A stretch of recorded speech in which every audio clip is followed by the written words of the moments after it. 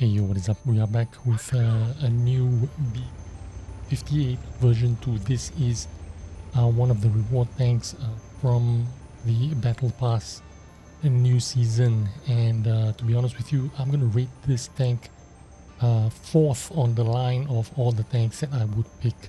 The first being the Cobra, second maybe a Char Future 4, third the AE Phase 1, and this will be tied with the 777 object. I think this plays similar to the object 777, and that's my opinion on the new BZ-58, and that is a quick rundown if you want to know what I think about the tank. But technically this tank has the specifications of a regular heavy tank in tier 9.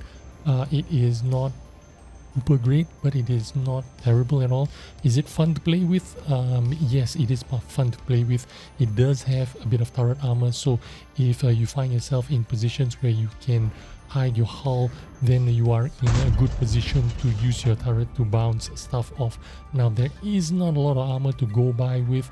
The hull armor is only 70. Frontally sloped turret armor, not too bad, 230. And sloped as well. I am using experimental equipment here that gives me a little bit of mobility and vertical stabilization, and then in the main slot I'm using the hardening, which improves the hardening or the hit points of the tank as well. It looks kind of sluggish right now. It's because it's going up a hill, but in normal flat ground I don't really have too much trouble getting it from place to place. It is very agile because it has the power to weight ratio of 13, which makes this kind of plays like a super heavy, but it does not play like a super heavy tank, you know what I mean? You still can wiggle and traverse your hull relatively quickly. I do not have any problems in terms of mobility, although it is a heavy and slow tank. The highlight of this tank is of course the Alpha. This is a 520 Alpha damage tank. Fortunately, the AP shells only have 250 penetration. The premium APCR shells is a little bit better. It has 303 penetration for 520 Alpha. This is pretty good. I hate this when this happens. Every time you play in a city, you have to remember when you are in third person and your gun and your reticle is pointing in the middle of the monitor and it's pointing at some building. When you snap into aim down view, or you snap into your turret or your gun position, your gun is pointing into the sky, and because of that I missed my shot on the first shot on the T-56 because I didn't have time to aim that shot down because my gun was pointing at the sky. I hate it when that happens. I wish there was a way they could fix this. It's already been 10 years. You see, I need to make sure that my gun is pointing out of the building before I snap to first person view, to make sure that I don't snap into first person view and my gun pointing towards the sky. But anyway, I digress. Am I having fun with this tank? Yes and no. In today's meta 2023, I feel like you need a high mobility kind of tank because games are so quick.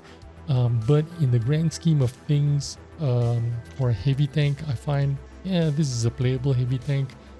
Is it super fun? Not exactly, but it is playable. And if I were to say, if I already had all the tanks that I wanted, yeah, I wouldn't mind getting this tank. Like I said, I ranked this tank fourth on the list of all the Battle Pass tanks, Cobra being the first. If I already have the AE Phase 1, which is third on the list, then this tank I would probably pick fourth on the list, the BZ-58 or Object 777. I think the BZ-58 has a little bit more flexibility as opposed to the Object 777, because the Object 777 does not have any gun depression. I think this one has a little bit better gun depression, 8 degrees, so you can work on the slopes a little bit. So maybe in that sense I would pick this ahead of the 777, but between this and the 777 it is very close, so you know, I'm gonna say you can't go wrong with these two tanks if you already got the Cobra, the Char Future, and the AE Phase 1, of course. This is my third game in this tank. I only received this tank yesterday, so I don't have a lot of time to fully review this tank, but you know, there's only so much you can do in terms of heavy tanks in 2023, because you know, all the tanks and all the combinations they've already gone through. If you've played a heavy tank, you have a rough idea how it's going to perform, whether it will suit your play style or not. It depends on how you play, of course. I would say this is a very user-friendly kind of tank. I don't think you need any kind of special set of skills to play a heavy tank.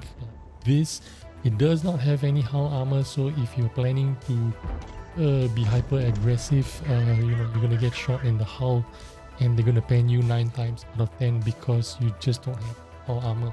You do have a little bit of turret armor, so if you can bait the shots into your turret by, you know, protecting your hull with rubble or with terrain, then your turret is going to be a little bit useful that way. But other than that, I'm going to say this is a regular old heavy tank. Dispersion is pretty good, 0.35.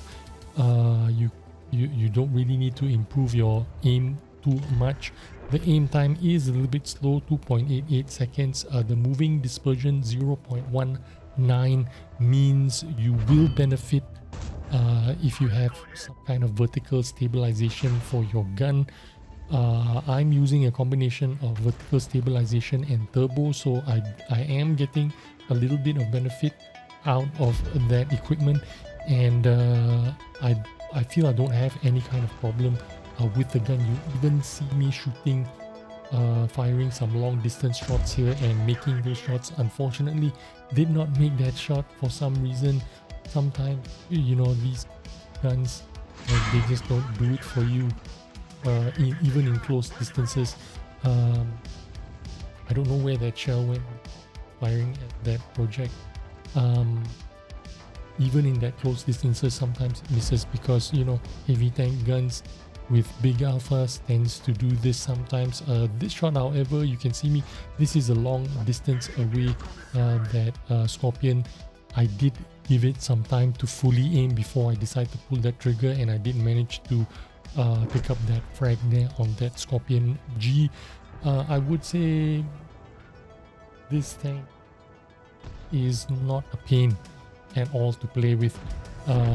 If there was any kind of pain, I would say that the standard penetration of 250 isn't that great for a tier 9 heavy, but you know, if you're playing a reward tank, a battle pass tank in tier 9s, you're not gonna care if you're firing premium shells or not. If I'm being honest, a lot of people will fire premium shells. You don't have to. 250 penetration isn't that bad, but it isn't great for a tier 9 heavy tank, if I'm being honest. But it is not going to deter me, or it is not going to make me say this is not a good tank or not a fun tank to play with. It is not a bad tank at all. But again, I would rank it 4th out of all the battle pass premium tanks that I'm going to pick out. Again, battle pass BZ-58-2. Hope you get some useful information out of this tank if you're gonna pick one of the reward tanks. Thanks for watching. I'll see you on the next video. Bye bye.